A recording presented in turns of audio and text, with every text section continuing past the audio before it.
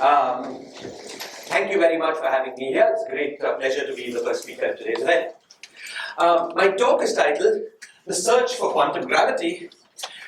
That's what the talk is going to be about. So this talk is about theoretical physics. It's about a topic in theoretical physics.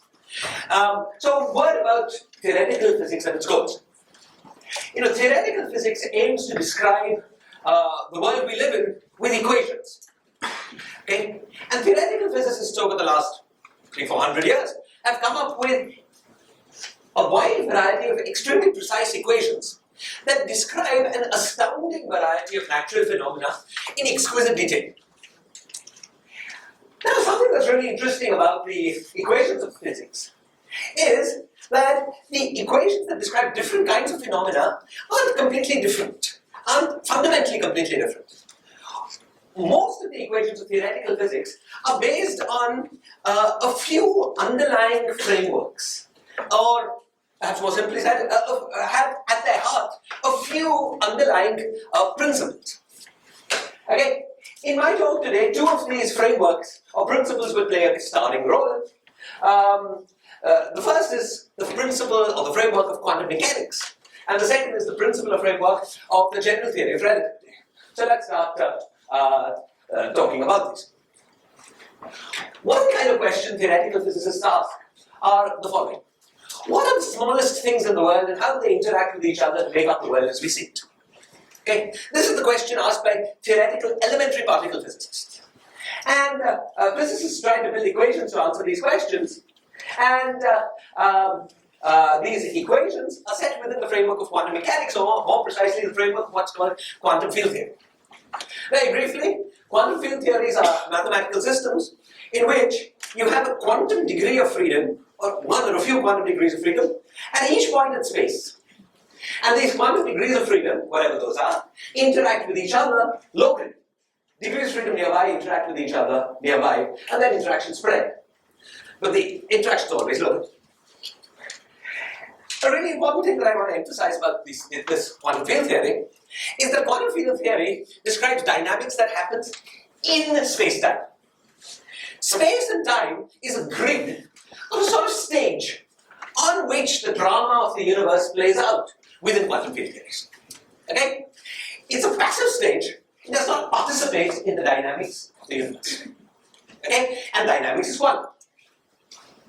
Now, let me contrast this with the second framework of interest to us in this talk, the framework of the general theory of relativity. The general theory of relativity invented by Einstein over 100 years ago is a framework of physics in which we have the dynamics of things happening. Dynamics is classical rather than quantum. There's one big difference between general relativity and quantum field theories. The first one describes quantum dynamics, here we the classical dynamics. Okay? But the second thing that makes general theory of relativity different is that the dynamics that general theory of relativity describes is the dynamics of all kinds of things, including the dynamics of the geometry of space and time itself. Okay? Contrast this with quantum field theory where things happen in space and time. The space-time was an unmoving grid, a stage. Here in general relativity, the geometry of space and time itself is a participant in dynamics. It changes in response to what else is happening in the universe. This leads to the force of gravity, as Einstein explained to us. Okay, great. Now these two frameworks have been extremely successful in describing the phenomena that they were meant to describe. Theories of elementary particles, the quantum field theory-based theories of elementary particle physics have been extremely successful in describing properties of electrons and protons and quarks and so on, the things that make up our universe, in exquisite detail. For instance, this final diagram here that includes how an electron scatters off a positron gets things right too. Extremely good accuracy. This diagram was first written down by an Indian physicist named Homi Bhabha. Okay. On the other hand, the general theory of relativity has been extremely successful in describing phenomena within its domain of validity. Phenomena like phenomena that range from length scales from a few meters to billions of kilometers, phenomena like the evolution of the universe as a whole. extremely well and accurately described using general relativity. So that sounds great. However, everything's not hunky-dory. This is because, as I've tried to emphasize, both these two formalisms ignore an important aspect of reality. Quantum field theories ignore the fact that one of the participants in dynamics is the geometry of space and time itself. This we know to be true because general relativity is so successful. On the other hand, general theory of relativity ignores the fact that the true dynamics of the universe is quantum rather than classical nature. This we know to be true because we have zillions of experiments that verify quantum mechanics. We do not yet have a formalism that incorporates these two elements together.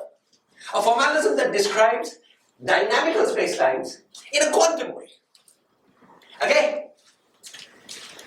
Now, therefore, if there was a phenomenon we wanted to describe, in which the universe, space and time was dynamical and quantum mechanics was also important, we do not have the equations of physics to do such a description. Okay? Such a description, to find such a description, is the aim of the quantum theory of gravity. Now, of course, for many physicists, just not having a complete description is enough motivation to go ahead. However, some of you may be wondering, what kind of phenomenon do we need, might force us to want a formalism which has space-time both both dynamical and quantum?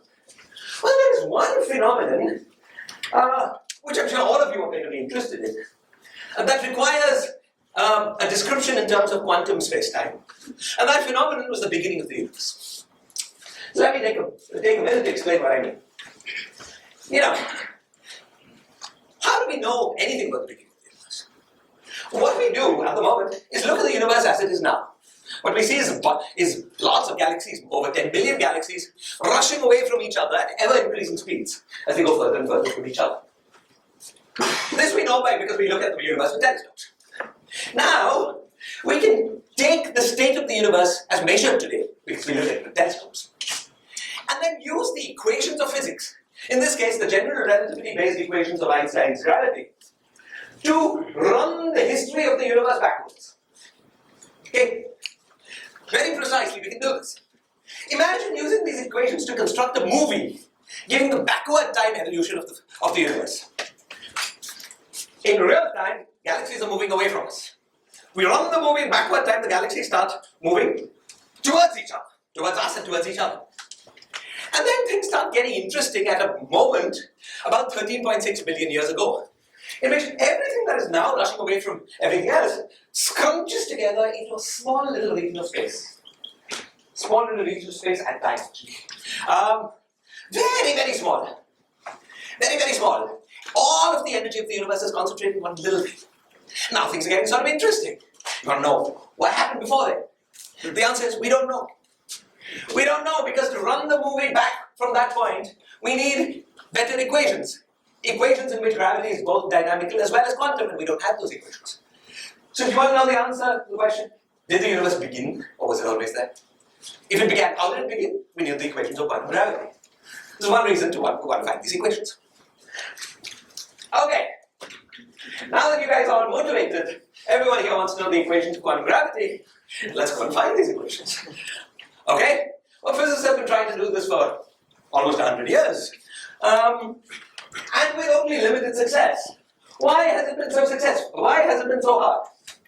You see, the problem is this, that the traditional method of physics to try to find a new theory of physics is to search for detailed experimental data.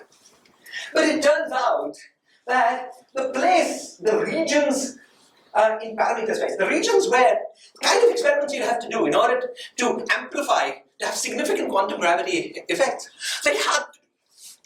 Most of you know that there's this experiment in Switzerland, in CERN, in which protons run around a 30-kilometer pipe, that sort of tube, and bang against each other at extremely high energies, and you measure what comes out. This is what you use to probe theories of elementary particle physics. Well, if you wanted to build an experiment like that that would probe details of quantum gravity, you would have to have the protons running 1 with 15 zero times faster than they're running now. Which is, already these experiments cost tens of billions of dollars. This experiment will not be built in my lifetime.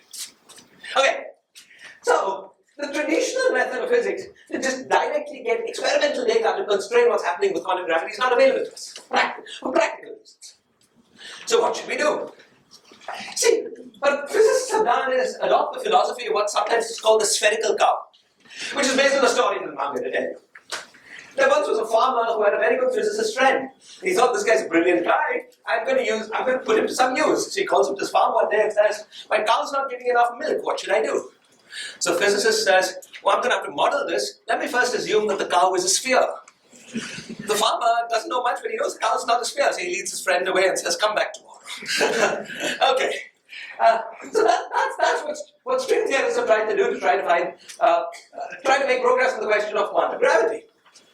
You see, instead of trying to find what we want to really know about, the theory of quantum gravity in the world in which we live, we've decided to take a tactical step backwards and ask the question, can we find any theory in which is mathematically consistent, has both the dynamics of space and time and quantum mechanics put it together?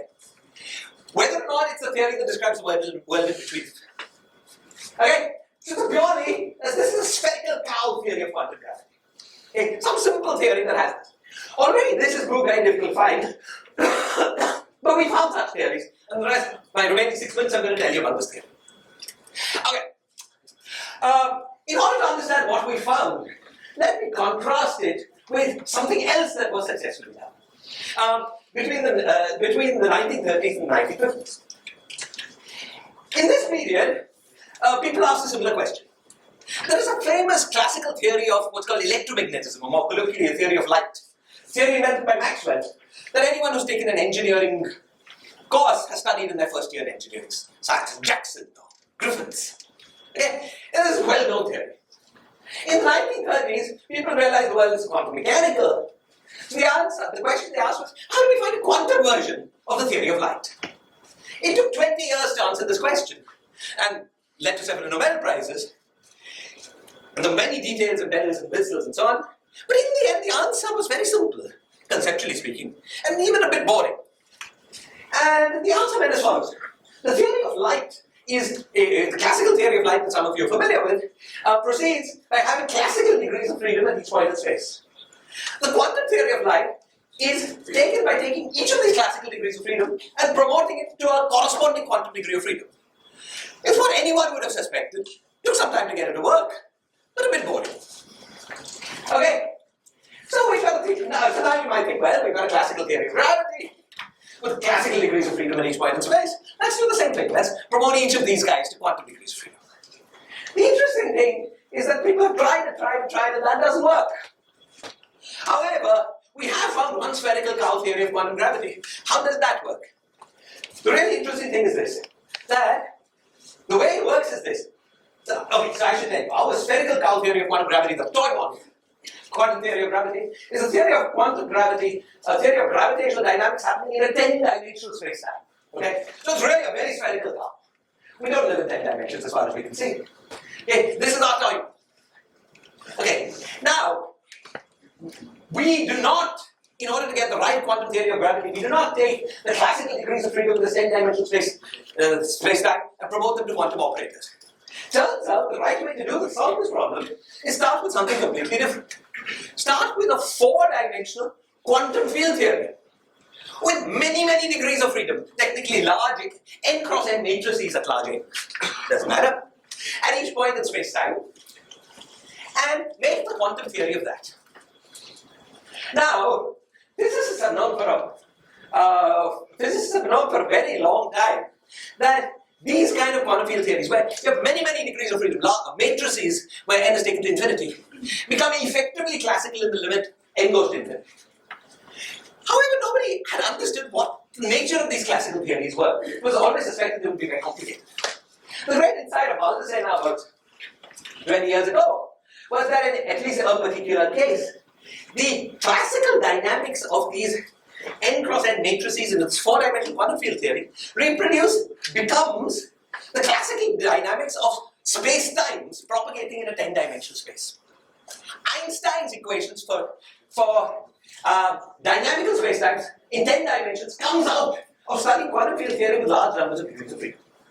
Now, there are many things about what I said that sounds absurd. Firstly, I started my talk telling you quantum field theories don't have dynamical space-time.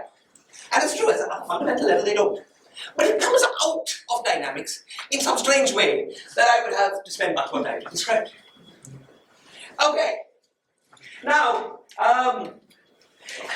you get the classical dynamics of space-time only at the limit where the number of degrees of freedom, n, is infinite.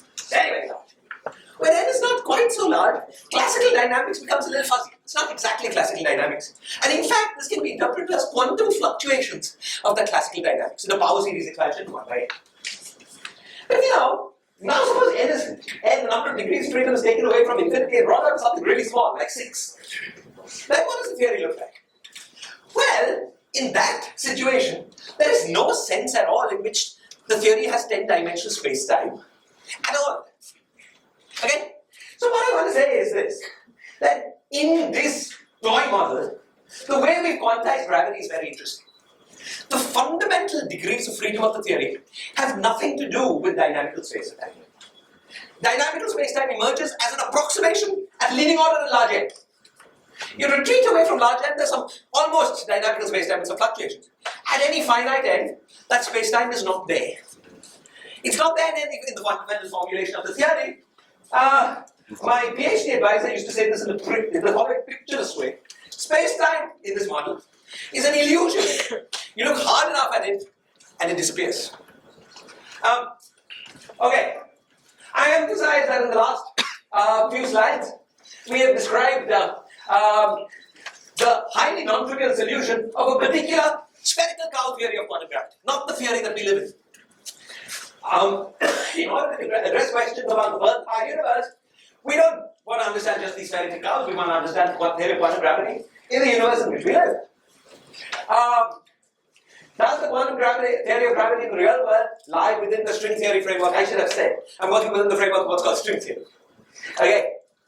And is it qualitatively similar to the spherical curve I've described to you? In particular, are the degrees of freedom non-gravitational degrees of freedom? Does space-time emerge only in an approximation with a parameter? Does it disappear when you look at it hard enough? We can guess, but we don't yet know. Okay. I think that's it. Thank you.